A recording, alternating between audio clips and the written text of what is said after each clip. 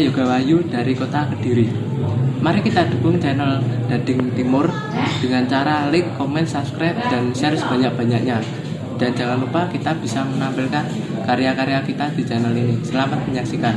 Halo, ketemu lagi dengan saya Dading Timur. Saya ucapkan terima kasih kepada Mas Yoga Wahyu dari kota Kediri yang sudah mengirimkan videonya. Salam kagem sederek-sederek sedoyo tang kota Kediri ya.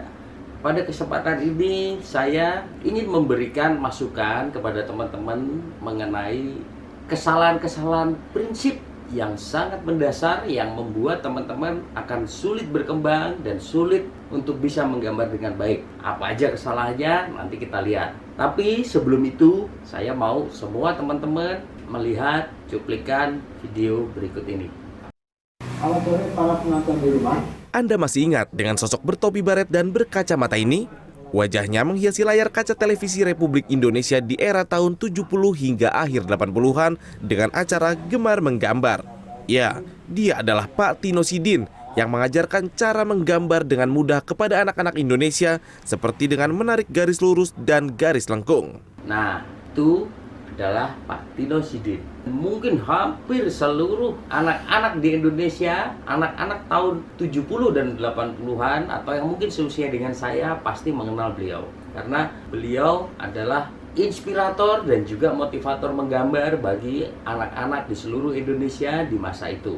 Dimana zaman sekarang kita hampir tidak menemukan acara televisi seperti di masa itu. Dan kenapa anak-anak pada masa itu hampir semuanya mengenal? Karena zaman dulu cuma ada satu stasiun televisi. Jadi cuma ada satu pilihan. Nggak bisa mau nonton TV ini, TV itu, atau mau lihat nonton YouTube ini, itu. Nggak ada.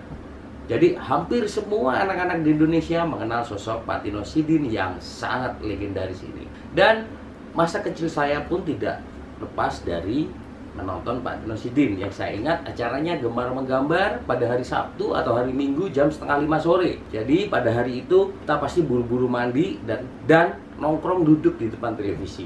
Yang unik adalah TV-nya hitam putih, gambarnya berwarna.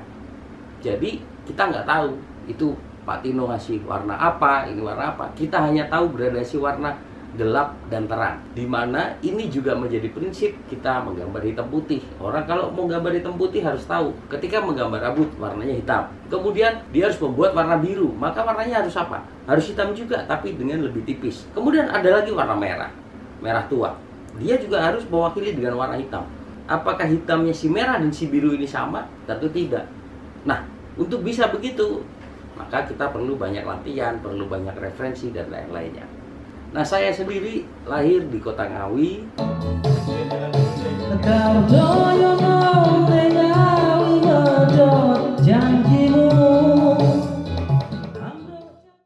Tepatnya di desa Sokokawu, kecamatan Kedunggalan. Dan saya menghabiskan masa kecil saya sampai dengan tahun 86 di desa tersebut. Kurang lebih sampai dengan kelas 3 SD. Dan kelas 4 SD saya pindah ke Jakarta, tepatnya di Komplek KPAD Cibubur di Jakarta Timur. Karena ayah saya adalah seorang TNI. Saya memulai menggambar yang saya ingat betul adalah ketika mungkin umur saya sekitar 5 atau 6 tahun. Atau 4 atau 5 tahun lah. Yang jelas kakak saya yang beda usia 2 tahun di atas saya mulai belajar untuk sekolah. Tujuannya adalah belajar untuk menulis. Nah, saat itu Bapak membuatkan papan tulis dari triplek yang dicat hitam. Nah, karena kami bedanya 2 tahun, ketika kakak saya mau mulai belajar menulis, saya belum bisa menulis. Dan disitulah saya mulai menggambar. Ya, jadi kalau kakak saya umur 6 tahun, mungkin saya sekitar 4 tahun. Nah, dalam perkembangannya, karena Bapak melihat saya suka dengan menggambar, ya, jadi saya menggambar dengan kapur. Bapak maka selalu menyediakan dan membelikan stok kapur di rumah. Jadi kalau beliau berangkat pulang dinas, dia belikan kapur 1 kotak kapur putih dan disiapkan untuk saya menggambar dan coret-coret setiap hari. Dan saya bisa menghabiskan waktu berjam-jam dengan papan tulis dan kapur itu. Kakak saya pun akhirnya juga suka menggambar, namun dia tidak menekunya sampai sekarang. Mungkin sekarang dia hanya suka dengan dunia kartun aja. Beberapa kali menggambar kartun.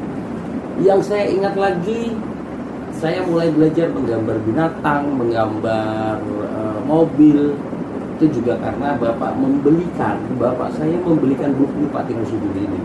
Yang Saya ingat betul bagaimana menggambar ayam dari bulatan dan lain sebagainya, yang apabila nanti banyak yang request, saya akan buatkan video-video seperti itu. Tapi sementara ini saya belum bisa membuat video seperti itu karena saya masih butuh tempat, studio beneran. Kalau saya sudah punya studio, saya akan siapkan semua peralatannya. Atau mungkin ada teman-teman atau ada penonton yang mau bekerja sama, ya monggo, saya terima kasih.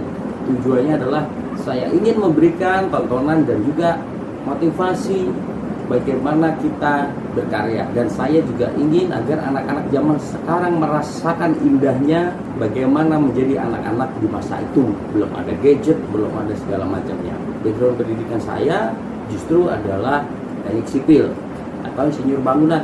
Nah, untuk bisa menjadi insinyur bangunan itu yang diperlukan adalah kekuatan untuk berhitung, matematika dan ya pokoknya ilmu pasti. Jadi bukan ilmu menggambar. Nah, kenapa ini perlu saya sampaikan? Banyak sekali stigma di luar sana. Orang-orang mengatakan, wah kalau jago gambar pasti matematikanya jelek. Itu adalah stigma terbodoh. Tidak pasti seperti itu. Justru saya berkeyakinan bahwa teman-teman semua yang hobi menggambar itu sesungguhnya kalian punya kelebihan dibanding orang-orang itu. Kalian tidak bodoh. Ingat itu, kalian tidak bodoh.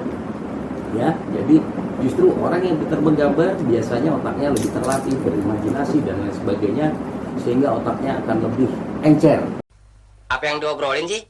Mana gue tahu. Semua yang saya lakukan berdasarkan hobi, senang dan gembira menggambar. Ketika saya sekolah selalu menggambar, mendengarkan guru selalu menggambar, kecuali pelajaran sekolah yang sifatnya hitung-hitungan, mau tugas umum, saya perhatikan. Di situ kuncinya. Tapi kalau orang bercerita tentang pelajaran sejarah dan lain sebagainya yang nggak perlu melihat contoh perhitungan macam-macam, pasti saya sambil menggambar dan saya dengarkan. Begitu juga dengan pada saat saya kuliah.